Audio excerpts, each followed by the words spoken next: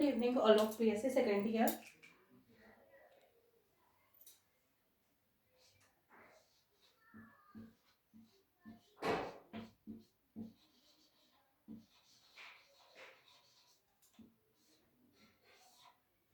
अपन पढ़ रहे हैं अबाउट फोटोसिंथेसिस, जिसमें अपन ने फोटोसिंथेसिस के बहुत सारे स्टेप्स पढ़ लिए। कल अपन ने बात की थी about C2 cycle. C2 cycle के लिए मैंने आप लोगों को बताया था कि अपन इसे C2 साइकिल क्यों बोलते हैं।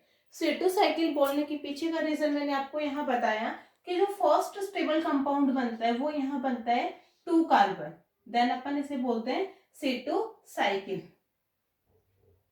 ठीक है, इसे C2 साइकिल को बोला जाता है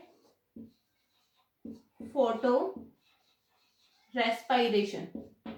क्या बोला जाएगा? ये सब चीजें अपन ने कल डिस्कस की थी, फिर भी एक बार रिपीट कर रही हूँ। इसे बोला जाएगा फोटो रेस्पायरेशन।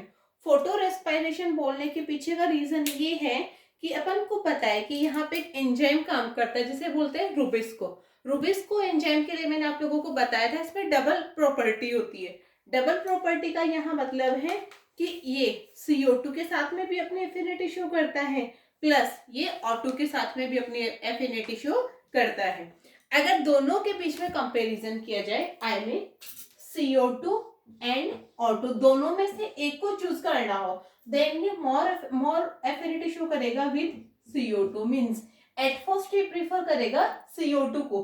बट अगर CO2 एब्सेंट है तो लास्ट ऑप्शन इसके पास क्या बचता है? O2 का। और जब रुबिस्को की O2 के साथ में रिएक्शन होती है, देन कौन सी प्रोसेस यहाँ पे आएगी? Photo respiration. जैसे आप लोगों को पता है रेस्पायरेशन में O2 को यूटिलाइज किया जाता है। ठीक है, तो O2 को यूटिलाइज करने के बेसिस पे से क्या बोला जा रहा है? Photo respiration. First stable compound यहाँ पे बन रहा है 2 कार्बन का, इसीलिए अपने साइक्लिक वे को क्या बोलेंगे? C2 cycle. C2 साइकिल की अगर डिस्कवरी की मैं बात करूं तो C2 cycle is discovered by Decker and T. 2 scientist थे, डीकर एंड टीओ, जिन्होंने क्या किया? C2 साइकिल की डिस्कवरी की। एक बार C2 साइकिल के अपन थोड़ी सी फीचर्स पढ़ लेते हैं, उसके बाद में अपन साइक्लिक वे की बात करेंगे। ठीक है, तो C2 साइकिल के कुछ फीचर्स की मैं बात करूं तो जितने भी C3 प्लांट्स है उन सभी C3 प्लांट्स में अपन को क्या देखने को मिलेगा? C2 साइकिल देखने को मिलेगा। जहां पे लाइट इंटेंसिटी हाई हो,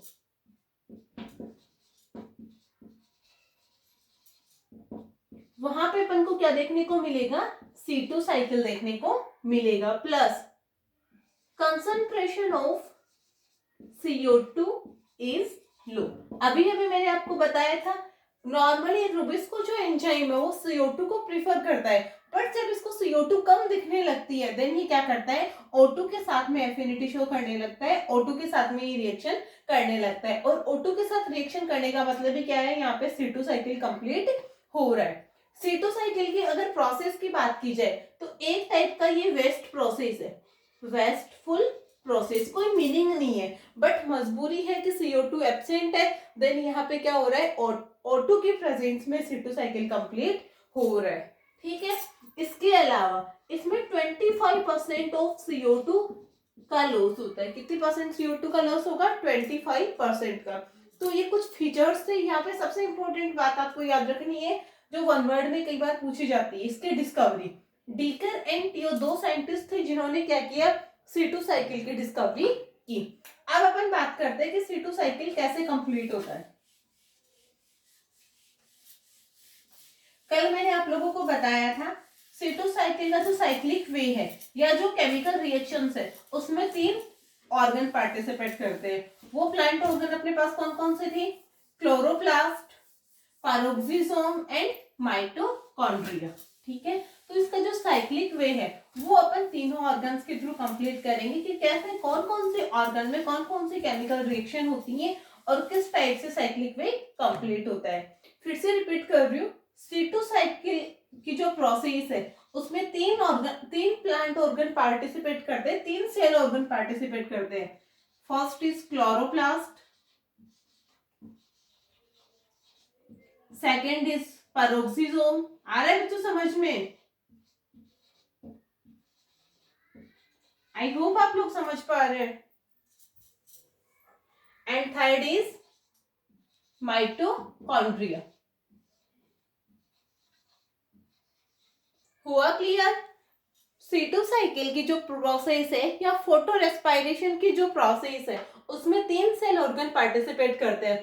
first is chloroplast, second is पैरोक्सिसोम and third is mitochondria. अब अपन बात करते हैं कि ये तीनों कैसे पार्टिसिपेट करते हैं।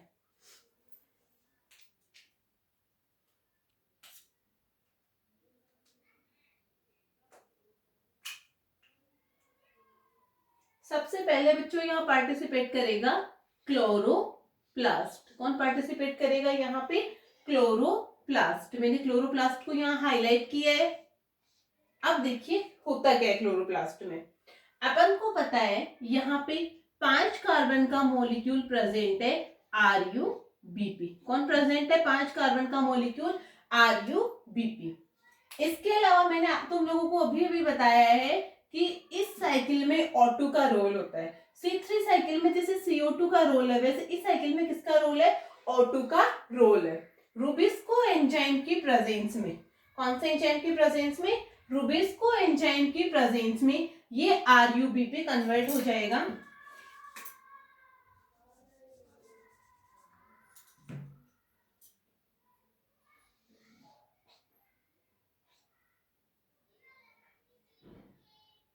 ये RuBp कन्वर्ट होता है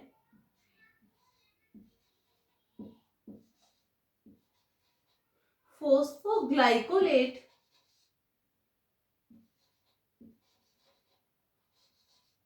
प्लस PGA में। किसमें कन्वर्ट हो जाएगा? रूबिस्को एंजाइम की प्रेजेंस में जो RuBp है वो कन्वर्ट हो जाएगा फॉस्फोग्लाइकोलेट प्लस PGA में। ठीक है, इतना समझ में आ गया। ये जो फॉस्फोग्लाइकोलेट है ये क्या करेगा? एक इनऑर्गेनिक फॉस्फेट के मॉलिक्यूल को रिलीज करेगा जिसे अपन IP फॉस्फेट की फॉर्म में लिख रहे हैं। ठीक है, फिर से सुनिएगा। ये जो फॉस्फोग्लाइकोलेट है ये एक फॉस्फेट के मॉलिक्यूल को रिलीज करेगा एंड किसमें कन्वर्ट हो जाएगा? ग्लाइकोलेट में। किसमें कन्वर्ट हो जाएगा? ग्लाइकोलेट में। ये पूरी जो प्रोसेस हुई है, RuBp ने O2 को यूटिलाइज किया रूबिस्को एंजाइम की प्रेजेंस में और किसमें कन्वर्ट हो गया? Phosphoglycolate plus PGA। ये जो फॉस्फोग्लाइकोलेट है ये क्या करेगा?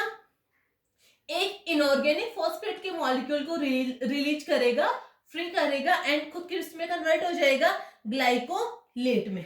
अब ये जो ग्लाइकोलेट है, ठीक है, जो अपने पास क्लोरोप्लास्ट में ग्लाइकोलेट बना है ये कहां ट्रांसफर हो जाएगा? पैरोक्सिसोम में।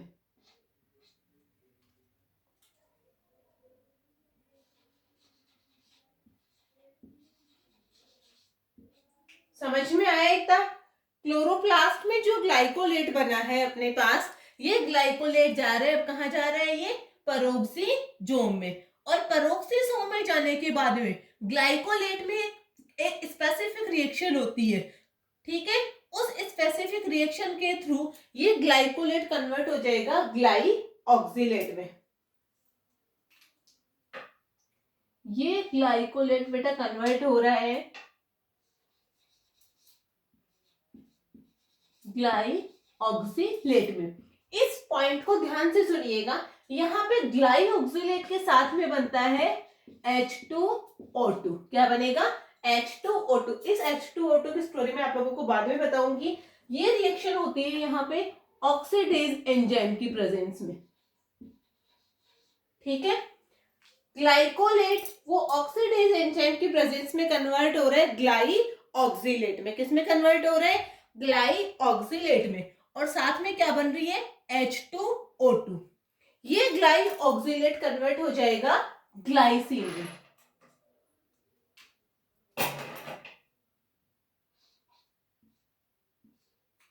सॉरी,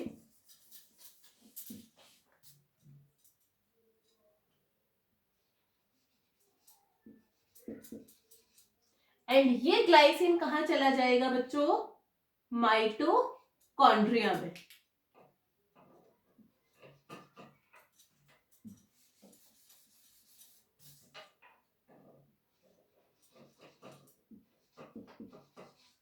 यहां से ये ग्लाइसिन माइटोकॉन्ड्रिया में ही कन्वर्ट हो जाएगा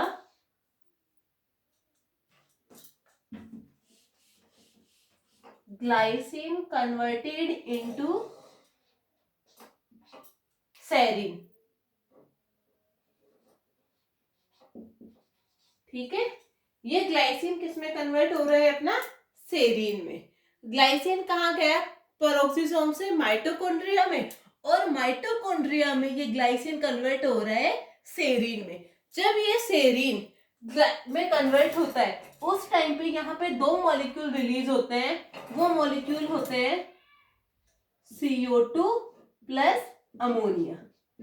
ठीक है, क्या क्या कन्वर्ट रिलीज होते हैं यहाँ पे, CO2 प्लस अमोनिया।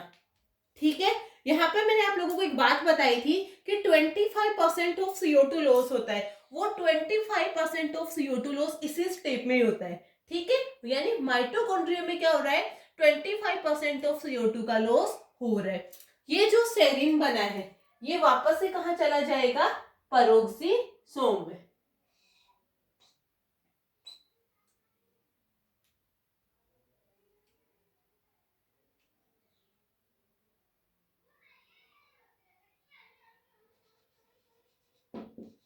ठीक है, ये कहाँ चला जाएगा, सेरीन पेरोक्सिसोम में। पेरोक्सिसोम में ये सेरीन कन्वर्ट हो जाएगा ग्लिसरेट में। किसमें कन्वर्ट होगा, ग्लिसरेट में। ध्यान से सुनिएगा, जो सेरीन बना है माइटोकॉन्ड्रिया में वो सेरीन जा रहा है पेरोक्सिसोम में, और पेरोक्सिसोम में जाके कन्वर्ट हो रहा है ग्लिसरेट में। ये जो ग्लिसरेट है वो फिर से कहाँ चला जाएगा, फर्स्ट ऑर्गन जो अपना पार्टिसिपेट कर रहा था यानी क्लोरोप्लास्ट में। कहाँ चला जाएगा, क्लोरोप्लास्ट में।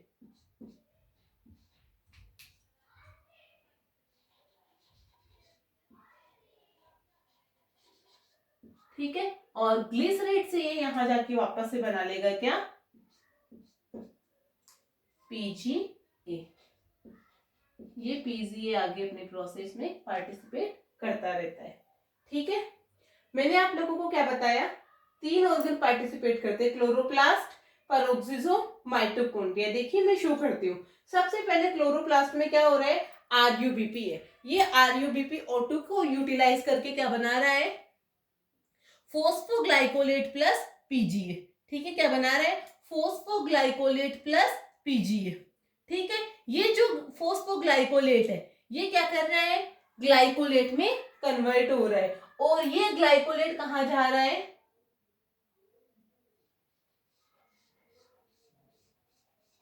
ये जा रहा है अपना पेरोक्सिसोम में। ठीक है, पेरोक्सिसोम में क्या हो रहा है, ग्लाइकोलेट ऑक्सीडेज एंजाइम की प्रेजेंस में कन्वर्ट हो रहा है ग्लाइऑक्सिलेट में। किसमें कन्वर्ट हो रहा है, ग्लाइऑक्सिलेट प्लस H2O2 में। ये ग्लाइऑक्सिलेट कन्वर्ट हो रहा है ग्लाइसिन में। ठीक है, किसमें कन्वर्ट हो रहा है, ग्लाइसिन में। और ये ग्लाइसिन कहाँ जा रहा है, माइटोकॉन्ड्रिया में।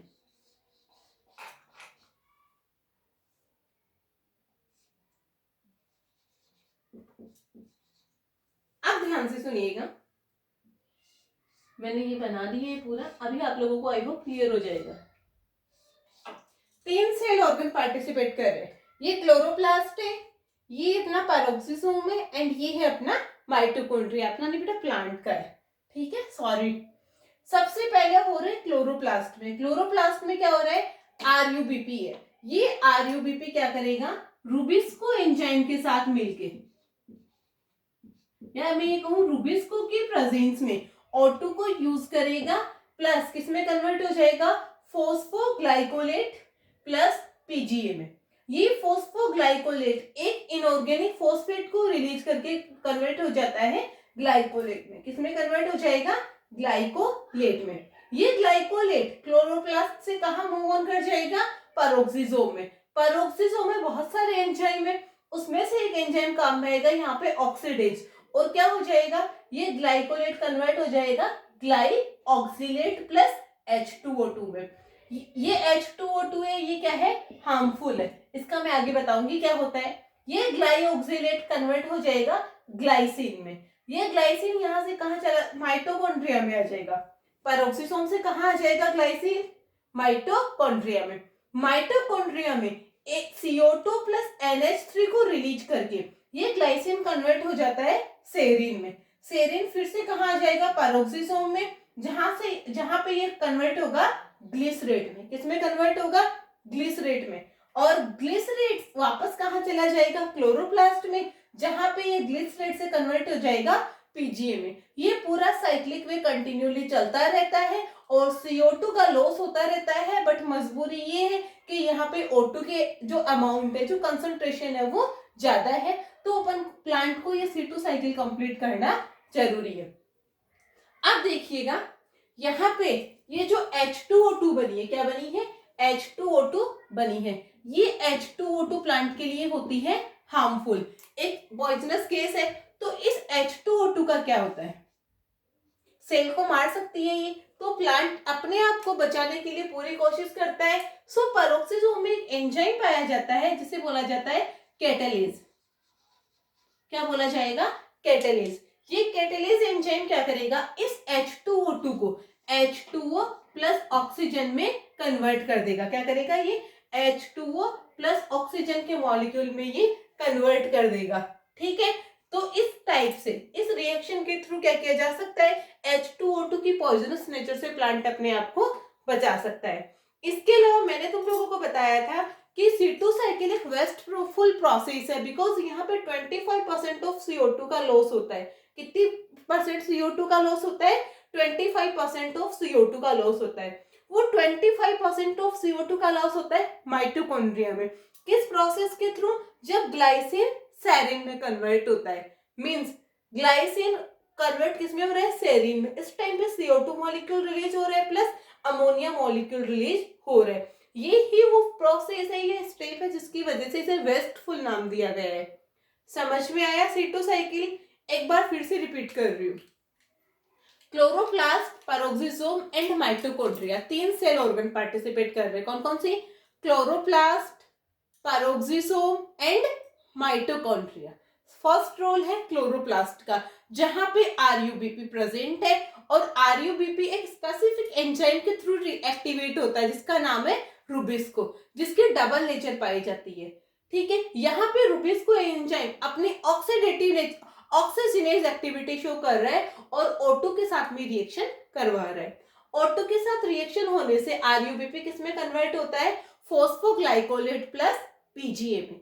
ये फोस्फोग्लाइकोलेट एक इनऑर्गेनिक फॉस्फेट के मॉलिक्यूल को रिलीज करके कन्वर्ट हो जाएगा ग्लाइकोलेट में। किसमें कन्वर्ट हो जाएगा, ग्लाइकोलेट में। ये ग्लाइकोलेट क्लोरोप्लास्ट से कहां ट्रांसफर हो जाएगा, पैरोक्सिसोम में, जहां पे ऑक्सीडेज नेचर होगी, ठीक है, और ऑक्सीडेज एंजाइम के प्रेजेंस में ये ग्लाइकोलेट कन्वर्ट हो जाएगा ग्लाइऑक्सिलेट में और साथ में हाइड्रोजन पेरोक्साइड यानी H2O2 भी रिलीज होगी।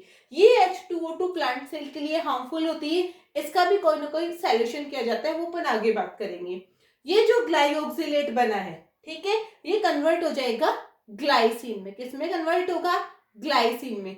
ग्लाइसिन पैरोक्सिसोम से कहां आ जाएगा, माइटोकॉन्ड्रिया में, जहां ये एक CO2 plus NH3 means ammonia को रिलीज करके कन्वर्ट हो जाएगा सेरिन में। सेरिन फिर से कहां चला जाएगा, पैरोक्सिसोम में। ठीक है, जहां जाके ये ग्लिसरेट में कन्वर्ट हो जाएगा। ग्लिसरेट वापस पैरोक्सिसोम से कहां चला जाएगा, क्लोरोप्लास्ट में, और वहां जाके ये PGA में कन्वर्ट हो जाएगा। इस टाइप से ये साइक्लिक वे चलता रहता है और O2 का यूटिलाइजेशन होता रहता है और इस साइक्लिक वे के थ्रू फोटो रेस्पिरेशन की प्रोसेस प्लांट में कंप्लीट होती है। And first stable compound is 2 carbon molecule. Okay, I hope आप लोगों को समझ में आया है। फिर मैंने बताया था H2O2 है पॉइजनस है, इसकी पॉइजनस नेचर को डिग्रेड करने के लिए यहाँ पे एंजाइम प्रेजेंट रहता है पैरोक्सिसोम में, कैटालेज, जो क्या करेगा, H2O2 को ऑक्सीजन प्लस H2 यानी वाटर में कन्वर्ट कर देगा। ये है cyclic way of C2 cycle. Okay, आप देखिए अपन ने C3 साइकिल की बात कर ली, देन अपन ने बात कर ली C2 साइकिल की। अब अपने पास एक साइकिल और आता है जिसे बोला जाता है बच्चों C4 साइकिल। क्या बोला जाएगा? C4 cycle. अब अपन यहाँ पे C4 साइकिल को पढ़ने से पहले मैं कुछ टर्मिनोलॉजी है या कुछ स्पेसिफिक वर्ड्स है वो आप लोगों को क्लियर करवा देती हूँ।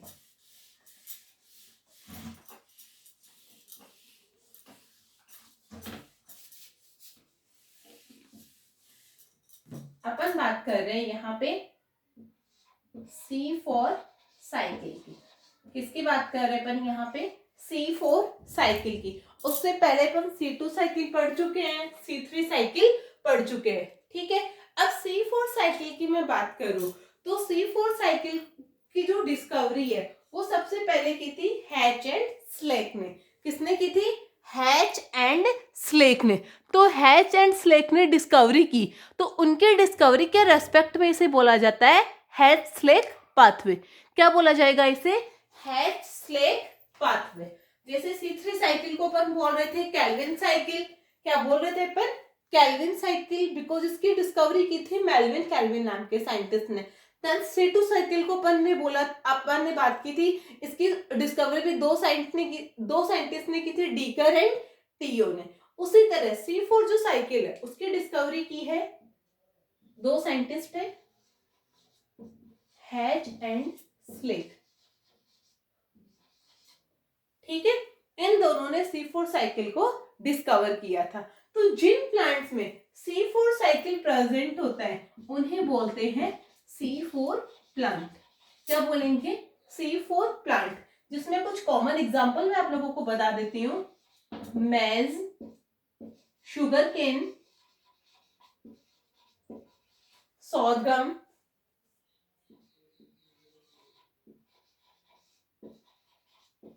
ठीक है। ये कुछ प्लांट स्पीसीज है जिनमें C4 साइकिल को सबसे पहले डिस्कवर किया गया है। इसके अलावा जिन प्लांट्स में C4 साइकिल मिलता है उनकी एनाटॉमी कुछ स्पेसिफिक टाइप की होती है जिसे बोला जाता है क्रेन्स एनाटॉमी। क्या बोला जाएगा इसे? क्रेन्स एनाटॉमी, ठीक है। अभी मैं आप लोगों को ये बताऊं कि पहले क्रेन्स एनाटॉमी क्या होती है। अपन बात करते हैं व्हाट इज क्रेन्स एनाटॉमी। जब तक अपन को क्रेन्स एनाटॉमी समझ में नहीं आएगी तब तक अपन C4 साइकिल के बारे में बात नहीं कर पाएंगे। तो देखिए इसका डायग्रामेटिक रिप्रेजेंटेशन देखते हैं अपन। सबसे पहले प्लांट में के मिड में होते हैं यहाँ पे वेस्कुलर बंडल। वीबी से मेरा मतलब यहाँ है वेस्कुलर बंडल से है। क्या है? Vascular bundle. इन वेस्कुलर बंडल के चारों ओर लेयर्ड फॉर्म में बहुत सारी सेल्स पाई जाती है। क्या पाई जाती है बच्चों? लेयर्ड फॉर्म में बहुत सारी सेल्स पाई जाती है।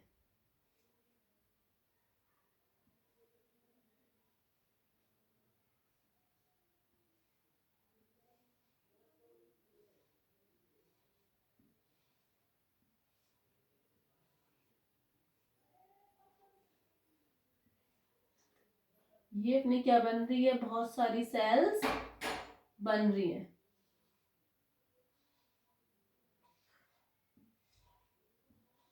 ये लीजिए जी, सबसे मिड में क्या अपन ने बनाए हैं? Vascular bundle. क्या बनाए हैं अपने? वेस्कुलर बंडल, ठीक है। वेस्कुलर बंडल के चारों ओर जो लेयर्ड फॉर्म में सेल्स पाई जाएगी उनका नोमेनक्लेचर भी करेंगे, और इनके चारों ओर और सेल्स का ग्रुप पाया जाता है।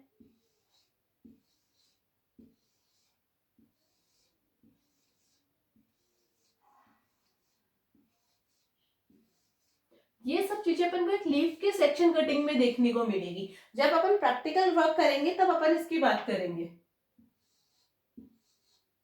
जब लीफ का सेक्शन कटिंग किया जाता है उस टाइम पे आपको ये सब देखने को मिलता है।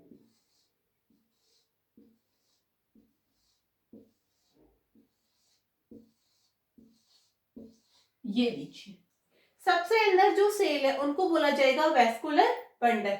वेस्कुलर बंडल की बाहर की और जो लेयर्ड फॉर्म में सेल्स हैं उनको बोलेंगे अपन bundle sheath cell,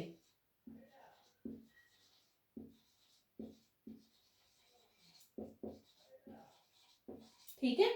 bundle sheath cell के चारों जो सेल पाई जा रही है, जिसको मैंने रेड कलर से डिनोट किया है, वो है मेसोफिल सेल। ठीक है, और इस टाइप की जो एनाटॉमी देखने को मिलती है किसी भी प्लांट में, जहां पे bundle sheath cell and mesophyll cell group of layers में पाई जाती है, वो एनाटॉमी कहलाती है क्रेंच एनाटॉमी। क्या कहलाएगी? क्रेंच एनाटॉमी। ठीक है, सबसे अंदर वेस्कुलर बंडल है जहां पे जाइलम एंड फ्लोएम मिलेंगे। वेस्कुलर बंडल का क्या मतलब है? Xylem and phloem. जहां पे जाइलम का काम क्या है? Transport of water, and phloem का काम क्या है? Transport of food and other minerals. Okay, vascular bundle के चारों जो लेयर्ड फॉर्म में सेल्स, उनको अपन बोल रहे हैं बंडल शीट सेल। क्या बोल रहे हैं अपन इनको? Bundle sheath cell. ठीक है, एंड बंडल शीट सेल के चारों जो सेल्स प्रेजेंट है, उनको अपन बोल रहे हैं मेसोफिल सेल। आई होप आप लोगों को ये क्रेंच एनाटॉमी समझ में आई होगी। अब इस क्रेंच एनाटॉमी के अपन कुछ फीचर्स की बात कर लेते हैं। ठीक है, कि देखते हैं इस क्रेंच एनाटॉमी में स्पेसिफिक फीचर क्या होते हैं। यहाँ पे दो टाइप के सेल प्रेजेंट है, mesophyll cell and bundle sheath cell. मैं सबसे पहले बात करूं मेसोफिल सेल की। मेसोफिल सेल, और एक तरफ में लिख लेती हूँ यहाँ पे बंडल शीट शेल। ओके, कोई प्रॉब्लम है किसी को?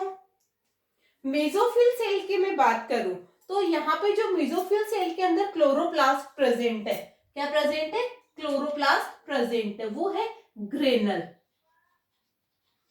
ग्रेनल क्लोरोप्लास्ट है।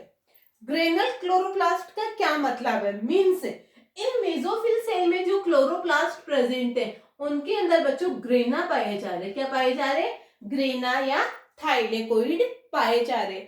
ग्रेना पाया जाने का मतलब है यहाँ पे क्या होगी? Light reaction. और लाइट रिएक्शन में स्पेशली क्या होगा? Photolysis of water.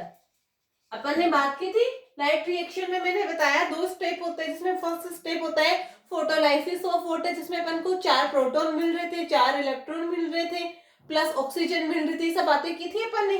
ठीक है, तो जो मेसोफिल सेल है, उनमें क्या पाए जा रहे हैं? ग्रेनल क्लोरोप्लास्ट पाए जा रहे हैं। ग्रेनल क्लोरोप्लास्ट का मतलब है कि यहाँ पे जो क्लोरोप्लास्ट है, उनमें क्या पाए जाते हैं? ग्रेना या थाइलेकोइड पाए जाते हैं।